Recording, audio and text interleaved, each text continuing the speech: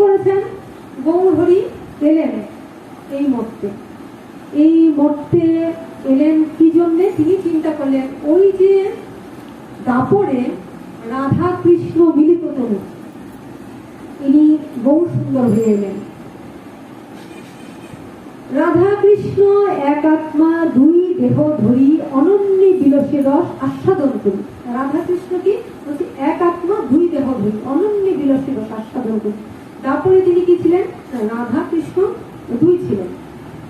তো দুই হয়ে তিনি লীলা করলেন কেন? ওই রাধারানীর প্রেমকে জীবকে শিক্ষা দেওয়ার জন্য। রাধার মধ্যে আমাদের জীবাত্মা, আমরা জীব স্বরূপ কিভাবে রাধার প্রেমকে হৃদয়ে ধারণ করে কি করে ভগবানের দিকে অগ্রসর হবো, তার জন্য ভগবান শিক্ষা দিতে চাইলেন। কিন্তু আমরা নিতে পারলাম না। কেন নিতে পারলাম না? আমরা অনেকেই দেখি ভগবানের দোষ ধরি, কেননা এখনো শুনি, এখনো ভগবান কৃষ্ণকে অনেক ভগবান বলে মানতেই চান না। অনেকে বলেন কৃষ্ণ বহু গোপিনীদের নিয়ে লীলা করেছেন, অনেক কথা হয় তো যে কৃষ্ণ এই করেছেন ওই করেছেন, হয় না? তাহলে দেখেন, আমাদের যদি কাণ্ড জ্ঞান থাকতো, আমাদের যদি আত্মচেতনা থাকতো, আমরা যদি ভগবানকে উপলব্ধি করতাম, তাহলে আমাদের ভিতরে কখনো এই প্রশ্ন আসতোই না। কাকে বলছি তাই এইটুকু আমরা বুঝি না। তাহলে বলছে ওদেরকে জানিয়ে, যদি আপনারা তো ভক্ত, আপনাদের সঙ্গে সেটা বলার অপেক্ষা রাখে না, কিন্তু তারপরও বলি নিজেকেও চেতনা আবার সচেতন করার জন্য। তো কি করলেন?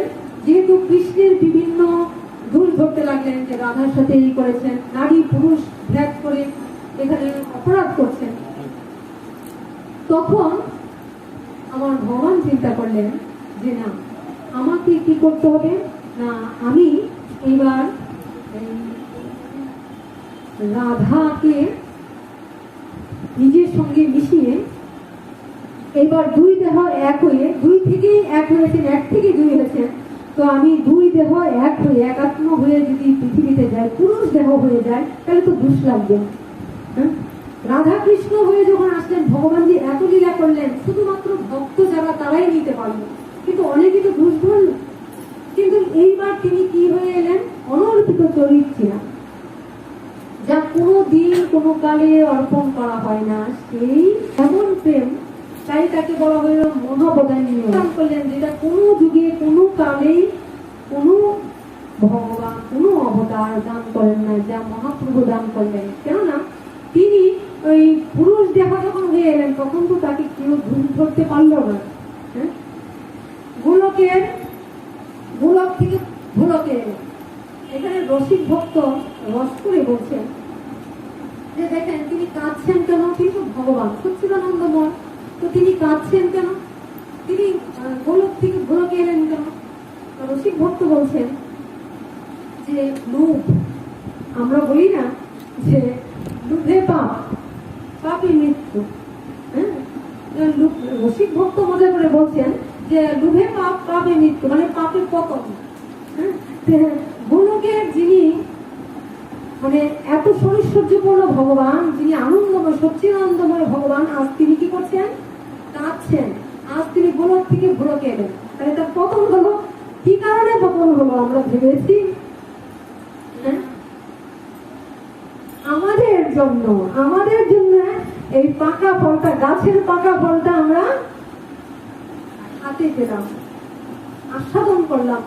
রাধা কৃষ্ণ একজনকে ছাড়া আরেকজনকে আস্বাদন করা যায় না, অপূর্ণ। রাধা কৃষ্ণ অপূর্ণ, কৃষ্ণকে ছাড়া রাধাকে ছাড়া কৃষ্ণ অপূর্ণ। দুইজন একসাথে ভজন না করলে হয় না। আর এইবার রাধা কৃষ্ণ পাকা ফল খানা হয়ে যেন আকাশ থেকে আমাদের হাতে এসে পড়লো, যেন আমরা আস্বাদন করতে পারি।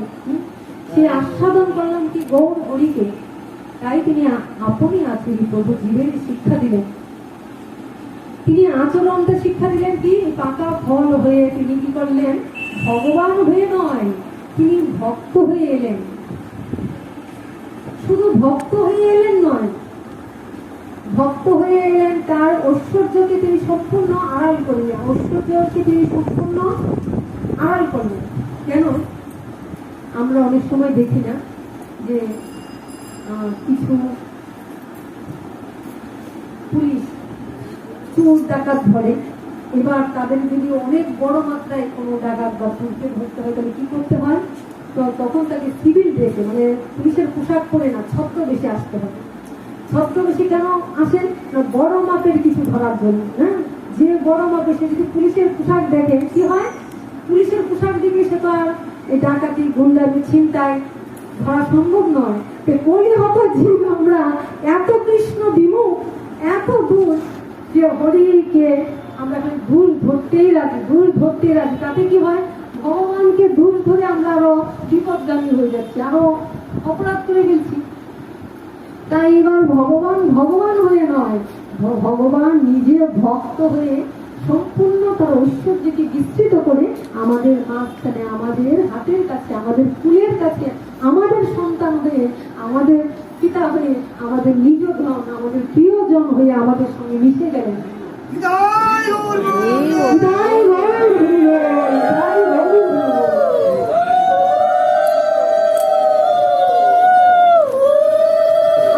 একবার হরি বল বলে ভাসু দুটি নয়নের জলে, একবার হরি বল বলে ভাসু দুটি নয়নের জলে, এই হরি নামে পূর্ণ হবে সবার মানুষটা, মরে প্রেমিনী দুই আয় বদন ভরে বল রে হরি নাম, মরে প্রেমিনী দুই আয় বদন ভরে বল রে হরি নাম। এ প্রেম দিয়েছিল ব্রজের মাতা, এবে গোর গুণধাম। হরে কৃষ্ণ কৃষ্ণ কৃষ্ণ হরে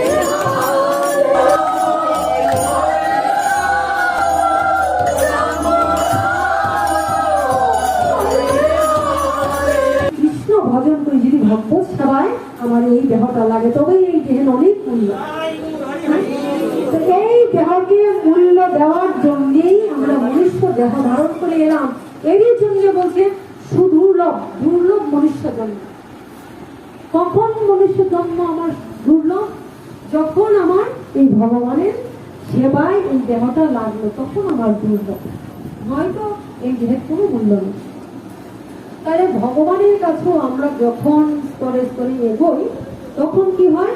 তখন আমাকে একের পর এক ভগবান, যত আমি এগোবো ততই ভগবান আমাকে পরীক্ষা দিলেন। যে এই ধরনের ধুলিতেই নেমে এসেছেন সেই সচ্চিদানন্দময় ভগবান, মাখামাখি হওয়ার জন্য, সবাইকে জড়িয়ে ধরার জন্য, আদর করার জন্য। কি দায় বলেন তো? তো রূপ কি হলো? বলে রূপ কি? এই যে রূপের পতন, রূপটা কি? রূপটা হলো ভগবান চিন্তা করলেন, যখন রাধা কৃষ্ণ হয়ে এলাম, রাধাকে কেন সৃষ্টি করেছিলাম না? ভগবান তার ওই দেহ থেকে বাম অঙ্গ থেকে সৃষ্টি করলেন কি? শ্রীমতী রাধারানী, আল্লাদিনী শক্তি রাধারানীকে সৃষ্টি করেন আনন্দকে অনুভব করার জন্য। আর ডান অঙ্গ থেকে সৃষ্টি করলেন নিতাইকে, নিত্যানন্দ নিতাইকে সৃষ্টি করলেন। ওই নিতাই সংকর্ষণ, এই নিতাই থেকে এই জগৎ সৃষ্টি হলো, পরবর্তীতে জগৎ সৃষ্টি হলো।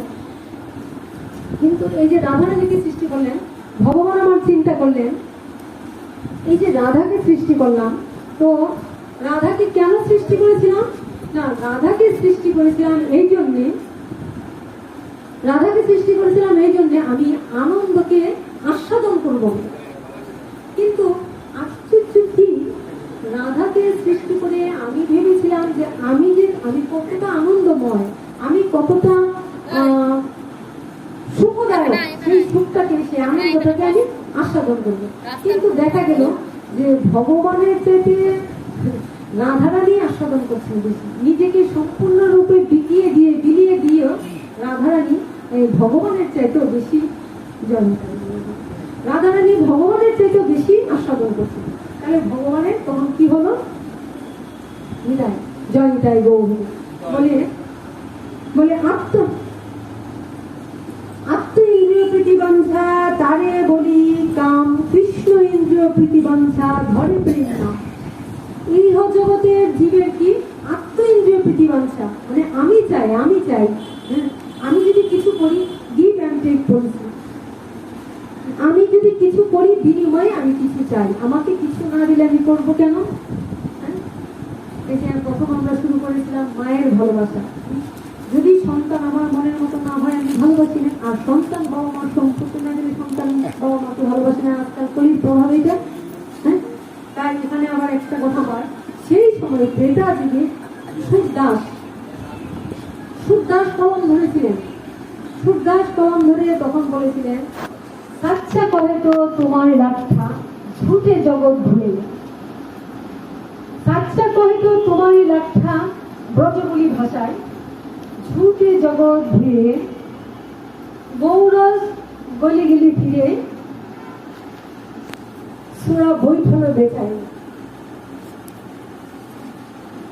কি বলছেন যে গৌরস মানে গরুর দুধ, গৌরস গলি গলি ফিরে। এখন আমরা কি দেখছি গরুর দুধ নিয়ে মানুষ গলিয়ে গলিয়ে বাড়িতে বাড়িতে নিয়ে যায়, আমরা বলি না আমার গরুর হাত করা দুধ করে আছে বলে গৌরস গলি গলি ফিরে সুরা বৈঠলে বেছে। আর বুঝতে পেরেছেন মদ যেটা আমরা বলতে বাধ্য হলাম, সেটা এখন থেকে বিশাল বড় দোকান করে এখানে লাইন লেগে যায়, বিশাল লাইন লেগে যায়, দাঁড়িয়ে থাকবে তবু ওঠে কিনবে। তাহলে দেখেন কত সম্মানজনক, কলির কি প্রভাব। তাহলে সাচ্চা করে তো তোমারই লাঠা ঝুটে জগৎ ঘোরাই, গৌরব গালি গালি ফিরে সুরা বৈঠলে বেছাই, গাভীকে দোহে কুত্তা কপুলে। মদের দোকানে লাইন করে যায়, কিন্তু দুধের কাছে গিয়ে কেউ বলে না ভাই এই গরুর দুধটা কাকটা দুধটা আমার হয়ে দিবেন, আমাকে দাও। কিন্তু ঘরে ঘরে গিয়ে দেখবেন ওইটা খেয়ে মাতাল হয়ে পড়ে থাকছে। হ্যাঁ, কিন্তু ওইটা দিয়ে মাতাল হওয়ার দরকার নেই, কৃষ্ণ ভক্তরা মাতাল হতে জানে, কৃষ্ণ নামে মাতাল হয়ে আমরা মাতাল হই। আমার নিতাই কাকা মাতাল হয়েছিলেন না, কৃষ্ণ নামে মাতাল হয়েছেন না, জগৎ ভুলেছিলেন। আর এই জগতের মানুষ দুঃখ ভোলার জন্য ওইটা লাইন দিয়ে ওইটার মধ্যে পড়ে থাকে, বুঝে না তারা। তো বলছে গৌরস গলি গলি ফিরে সুরা বৈঠলে দেখাই, গাভীর দোহে কুত্তা কপুলে। এখন কেমন হয়েছে, গাভীর দুধ গ্রহণ করে দেখছেন সবাই ঘরে ঘরে যাবে। সুরদাস তখন এটা কলম ধরেছিলেন, গাভীর গ্রহণ করে কুকুরের ছানা এনে এটাকে কি করে ওই গাভীর দুধ খাইয়ে খাইয়ে বাঁচায়। মানুষ খাবার পাচ্ছে না, এমনকি গাভীর দুধটাকে দহন করে গাভীর বাচ্চা বলে গাভীকে দোহে কুত্তা কপুলে, বাছুরই রহে যায় ভুকা। গরুর যে বাছুরটা দুধ খাবে, বাছুরটা দুধ পাচ্ছে না, ওই দুধটাকে তুলে নিয়ে কি করছে ওই কুকুরের বাচ্চাটাকে পুষছে। সে তো এমনি বাঁচতে পারে, কিন্তু তাকে দেখেন কত দাম দিয়ে কিনে এনে ঘরে রেখে তাকে পুষছে, অথচ একটা মানুষের সন্তান দেখে রাস্তায় পড়ে কষ্ট পাচ্ছে, তাই না? মানুষের সন্তান আমরা দেখবেন রাস্তায়, এটা আমাদের এখন এমন ফ্যাশন হয়েছে, বড় বড় গাড়িতে গেলে দেখবেন যদি একটা ওটা না থাকে আরো গল্প করে বলে এত হাজার টাকা 30, 40, 50,000 টাকা দিয়ে কিনে নিয়ে আসছে, অথচ মা বাবা কি হয়, তাই হচ্ছে গাভীর মতো হয়ে কুত্তাকে খুলে বাছুরি রহে যায় ভুকা। আর কি বলছে, বলছে স্বজন যে নতুন সম্বন্ধ যে হয়, সম্বন্ধটা আচ্ছা তো খিলাই, লেকিন তেরা বাপ রহে যায় ভুকা। সম্বন্ধটা আচ্ছা তো খিলাই, লেকিন তেরা বাপ রহে যায় ভুকা। এমন আমরা যে নতুন সম্বন্ধ হলে ছেলের সাথে সম্পর্ক হলো, দেখেন আত্মীয় স্বজনকে এনে বিশাল খাবার কিন্তু হচ্ছে, কিন্তু মা বাবাদের ঘরে খাচ্ছে না, ওদিকে এই হলো কলি প্রভাব। আরো বলেছে এর মধ্যেই শেষ নয়, সাধুকে চোরকে ছাড়ে সাধুকে বাঁধে, পতিতকে লাগাই ফাঁসি। হাই রে কলিও পেরিও তামাশা দেখে দুঃখ লগে ওর হাসি। সুরদাস তখন বসে ত্রেতা যুগে বসে তিনি কলম দিয়েছিলেন। তখন তিনি সেই কলম দিয়েছিলেন, লিখেছিলেন। কত বড় কথা লিখেছেন তিনি চিন্তা করেছেন? এত বড় কথা লিখেছেন, কিন্তু এখন কি এই ঘটনাগুলি ঘটছে না? আচ্ছা কহে তো তোমারই লাখটা ঝুঁকে জগৎ ভুলায়, গৌরজ গলি গলি ফিরে সুরা বৈঠলে বেছায়, গাবি গো দোহে কুত্তা গো পুলে, বাছুরি রহে যায় ভুকা, সম্বন্ধ का अच्छा तो खुले लेकिन तेरा बाप रह जाए भूखा, चोर के छाड़े साधु को बांधे, पतित के लगाए फांसी, हाय रे कलियो तेरी तमाशा देखे दुख लागार हासि, दुख लागे आबार हासिও পায়। কি করব, এইটা দেখে মনে মনে দুঃখ হয় আবার হাসিও পায়। যে সাধু সে সাধু পদে পদে শাস্তি পায়, সাধুই ফেসে যায়। সাধু দেখে কত জায়গায় আমরা দেখি সাধুকে মেরে পিটিয়ে শেষ করে দিয়েছে। আর যে সত্যিকারের সাজা পাওয়া দরকার তাকে ছেড়ে দেয়। পুলিশ তাকে মানে ধরলেও বড় বড় হাত থাকে, তাদেরকে ছেড়ে দেয়। এই তো পুলিশ তামাশা। বলছে এমন পরিস্থিতি সুদাস তখন বলেছিলেন, এই যে কলিযুগের অবস্থা, এই সময় আমরা কি করে ভগবানের ভজন করব, কি করে আমরা হরি ভজন করব? তাই ভগবান সচ্চিদানন্দময় ভগবান রাধা কৃষ্ণ এক তনু গৌরাঙ্গ সুন্দর হয়ে এলেন। এসে কি করলেন? তিনি লুপ কি করেছিলেন? ওই লুপ করেছিলেন, আহা এই পৃথিবীতে তো গিভ অ্যান্ড টেক পলিসি, কিছু দিলে আমরা কিছু চাই। যদি কিছু সময় কারো কাছে মনে করি যে না এই সময় যে দিলাম বিনিময় তুমি আমাকে কি দিবে, আমি কিছু সময় কারোর একটু দুঃখ বুঝাইল বিনিময় কোনো স্বার্থ জড়িত থাকে। রাধারানীকে আমি সৃষ্টি করলাম কেন না, আমি যে আনন্দময়, আমি যে সচ্চিদানন্দময়, এত সুখ আমার মধ্যে, সেই সুখকে আস্বাদন করব। তো রাধারানী আমাকে পূর্ণরূপে বিলিয়ে দিয়ে এই পৃথিবীর মানুষকে কিছু দিলে কিছু চায়, আর রাধারানী সম্পূর্ণরূপে আমাকে নিঃশেষ করে বিলিয়ে দিচ্ছে। অথচ তাহলে আচ্ছা দেখেন, যে পায়, যে প্রাপ্তি হয় তার তো আনন্দ হওয়ার কথা, যে দিবে তার ক্ষতি হবে না, যে দেয় তার কমে যায়, আর যে পায় তার খুশি হওয়ার কথা।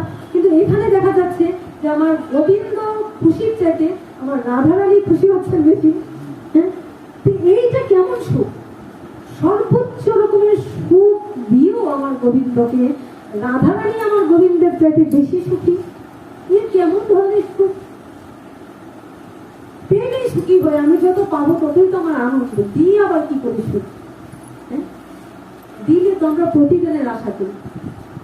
আর সম্পূর্ণরূপে নিজেকে নিঃশেষ করে দিয়ে সেই রাধারানী গোবিন্দের চাইতে বেশি আনন্দ পান। গোবিন্দ মনে মনে ভাবলেন এটা কেমন সুখ, কিন্তু এই সুখটা তো আমি আস্বাদন করতে পারলাম না। সখীরা পর্যন্ত রাধারানীকে বলেছিলেন তুই কাকে ভালোবাসিস, কাকে ভালোবাসিস, যার জন্য এত কলঙ্ক পেলে, যার জন্য নিজেকে এত নিঃশেষ করলে, সে কিনা তোকে বললো আজ যাই কাল আসবো, সে কাল তো আর এলো না, তো সে তো লম্পট, কাকে ভালোবাসিস ভুলে যা। তার রাধারানী কি বলেছিলেন? আমার রাধারানী বলেছিলেন আশ্লিষ্য বা পাদরতাং তিরুষ্টুমাম অদস্যনাং মন্মহতাং করুতবা যথা তথা বা বিদধাতু লম্পটু মত প্রাণনাতু সুস্বয়বনাপ। সতীদেব বলেছিলেন জানিস তোরা তাকে লম্পট বলছিস, তোরা তাকে ভুলে যেতে বলেছিস। আচ্ছা বলতো, আমরা যদি একটা সেবা পাই, দেখেন আমরা যদি ভগবানের সেবা পাই, ঠাকুরের সেবা পাই, কোনো মন্দিরে কোনো সেবা পাই, গুরুর সেবা পাই, আমরা মনে মনে অহংকারী হয়ে যাই, ভাবি কি যে করতে পেরেছি, আমি এই করেছি। আর রাধারানী বলছেন আমি তো গোবিন্দের শ্রীচরণের একজন সামান্য দাসী, নিঃশুল্ক দাসিকা, আমি যে সেবাটা পেয়েছি সেটা তো আমার বহু ভাগ্য। এই যে তার চরণ সেবা করার অধিকার পেলাম, এটাই তো আমার জীবনের মূল লক্ষ্য।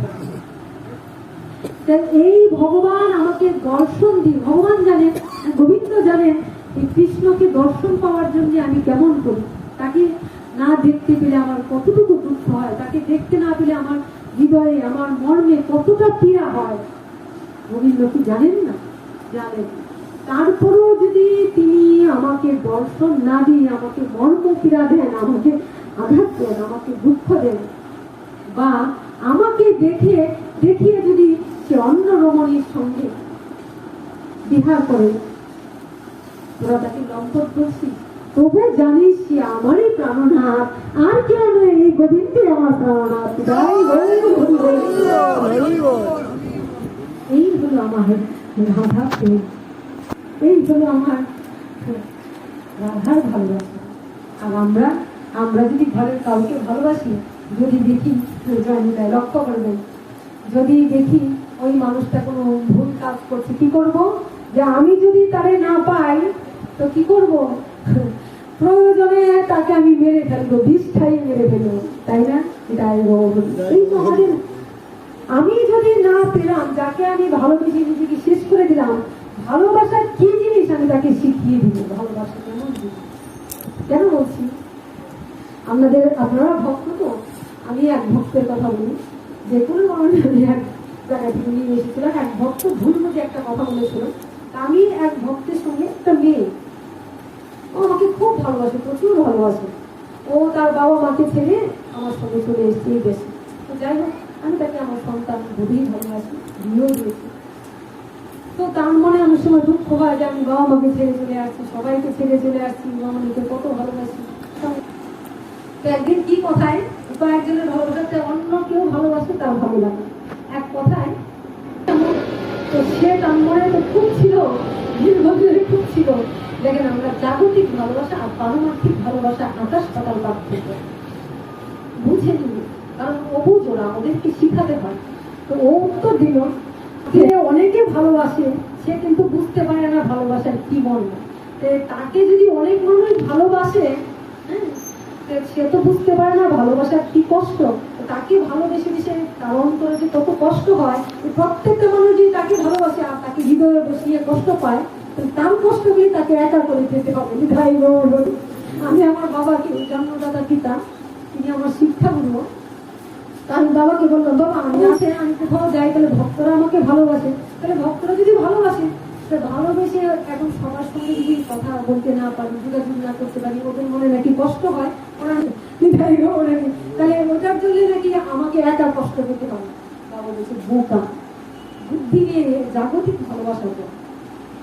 পারমার্থিক ভালোবাসা মানে কি? পারমার্থিক ভালোবাসা, আমি যাকে ভালোবাসি প্রত্যেকেই যেন তাকে ভালোবাসে, তাই না? আমি যাকে ভালোবাসি প্রত্যেকে যদি তাকে ভালোবাসে, আমার ভালোবাসার জনকে প্রত্যেকেই ভালোবাসে, তবে আমার কি হবে? তাতে আমার আনন্দ হবে। কিন্তু যদি মনে হয় না আমার ভালোবাসার মানুষ আমাকে যদি ভালো না বাসে, তাহলে আমি যদি না পাই, তবে আমি তাকে মেরে ফেলবো। এইটা হলো কাম। তাই বলছে, আত্ম ইন্দ্রিয় প্রতি বাঞ্ছা, তারই বলি কাম। কৃষ্ণ ইন্দ্রিয় প্রতি বাঞ্ছা, ঘরে প্রেম নাই। কৃষ্ণের সুখী সুখী, ভগবানের সুখী সুখী। কিসে ভগবান আমার আনন্দ পাবেন, কিসে গোবিন্দ আমার আনন্দ পাবেন। তাই বলছে, মানব প্রীতি আর ঈশ্বর প্রীতি একই মুদ্রা। মুদ্রা মানে এই যে পয়সা, টাকা। মানব প্রীতি আর কৃষ্ণ প্রীতি, ঈশ্বর প্রীতি একই মুদ্রার দু পিঠ। বলছে মানব প্রীতি আর ঈশ্বর প্রীতি একই মুদ্রার দুটো পিঠ, এপিঠ আর ওপিঠ। কিরকম? ওই মানবের হলো কাম, আর আধ্যাত্মিক জগৎ হলো প্রেম। ওই মানব যখন এই কামকে ভুলে প্রেমে পর্যবেসিত হবে, এটা এই জগতে আমরা যে বলি প্রেম করে, প্রেম, এটা প্রেম নয়, এটা প্রেমাভাস, প্রেমের আভাস মাত্র। প্রেম ছিল রাধারানী, প্রেম ছিল গোবিন্দের, প্রেম ছিল সাধু গুরু গোসাই। যদি পিরিতেরি হয় বাসনা, আমরা যদি প্রেম করতে চাই, ভগবত প্রেম করতে চাই, ঈশ্বরের সঙ্গে প্রেম করতে চাই, যদি মানবকে ভালোবাসতে চাই, তবে সাধুর কাছে জেনে না, যদি পিরিতেরি হয় বাসনা, ওরে সাধুর কাছে জেনে না। যেমন লোহাতে, যেমন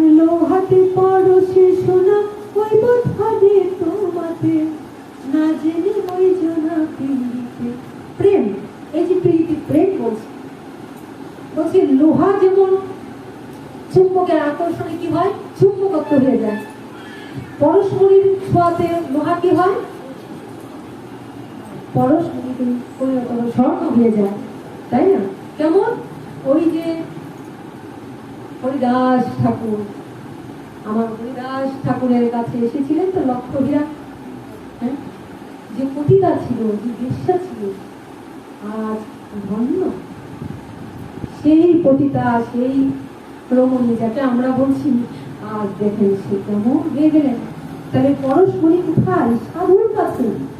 সাধু জানেন সেই প্রেম, সাধুই শক্তি, অন্তর শক্তি দিয়ে শক্তি সঞ্চারিত করে একজন অসাধুকে, একজন পাপিষ্ঠকে পরম পবিত্র করে উদ্ধার করতে পারে। তাই আমাদের সাধু সঙ্গ, তাই বলছে সাধু সঙ্গ, সাধু সঙ্গ সর্বশাস্ত্রে কয় লভমাত্র সাধু সঙ্গ সর্বসিদ্ধি হয়। ওই রাধার প্রেমটা, ইহার প্রেমটাকে তিনি চিন্তা করেন কি জাতীয় প্রেম। আমি চাইলাম রাধার কাছ থেকে আমি সুখ অনুভব করবো, আনন্দ অনুভব করবো, আমার চাইতে সহস্র গুণ, কোটি গুণ আনন্দ আমার রাধারানী পাচ্ছেন, কিন্তু আমি তো পেলাম না। তো ওইটাকে চুরি করতে হবে। কি করে চুরি করব? চিন্তা করলেন, এবার যে ভক্তি ধনকে নিজের হৃদয়ে তিল তিল করে রূপণ করেছেন, তিনি কি ভক্তিধন দিবেন কাউকে? তো ভগবান তো নিজের জন্য নয়, ভগবান চিন্তা করলেন এই কলিহত জীব অধপতিত মন্দ ভাগ্য, পাপের পঙ্কিল অবর্তে হাবুডুবু খাচ্ছে, ভজন সাধনহীন কলহপ্রিয় মন্দ ভাগ্য, তাদের কি করা যায় না? তাদেরকে যদি ওই রাধা প্রেম, গোলকের প্রেম ধন, রাধার কাছ থেকে রাধার প্রেম ভান্ডারটা চুরি করে এনে যদি ওই কলিহত জীবকে দেওয়া যায়, তবে কি হবে?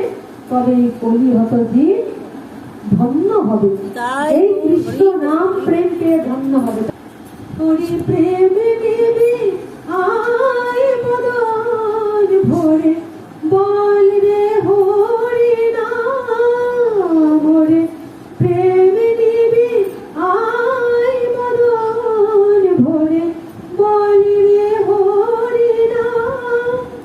এই প্রেম দিয়েছিল ব্রজের মাতা, এবে গৌর গুণধাম। একবার হরি বল বলে ভাসু দুটি নয়নের জলে, একবার হরি বল বলে ভাসু দুটি নয়নের জলে, এই হরি নামে পূর্ণ হবে সবার মনস্কাম। মরে প্রেম নিবি আয় বদন ভরে, বল রে হরি নাম ভরে, প্রেম নিবি আয় বদন ভরে, বল রে হরি নাম। এ প্রেম দিয়েছিল ব্রজের মাতা, এবে গৌর গুণধাম। কে দিয়েছিল? যদি গৌর না হইত কি দশা হইত? কেমনে হরিদাম দে, রাধার মহিমা প্রেম রস সীমা জগতে জানাই তোকে। আজ আমরা এই যে রাধা প্রেম পেলাম, আজ এই যে কৃষ্ণ নাম পেলাম, গোলকের প্রেম পেলাম, গৌর না হলে কোথায় পেতাম? তাই বলছে প্রণমামি কলিযুগ সর্বযুগ সার। বলছে এই অধপতিত কলিযুগকে মহাজন প্রণাম করছে, কেননা যেই যুগে অবতীর্ণ আমার চৈতন্য অবতার, সর্বযুগ সার, যেই যুগে অবতীর্ণ চৈতন্য অবতার, গৌর হরি জয়, গৌর হরি জয়, গৌরাঙ্গের জয়, জয় গৌর ভক্তগণের জয়। রাম হরে রাম, হরে হরে, হরে কৃষ্ণ, হরে কৃষ্ণ, কৃষ্ণ কৃষ্ণ হরে হরে, হরে রাম, হরে রাম, রাম রাম হরে, হরে কৃষ্ণ,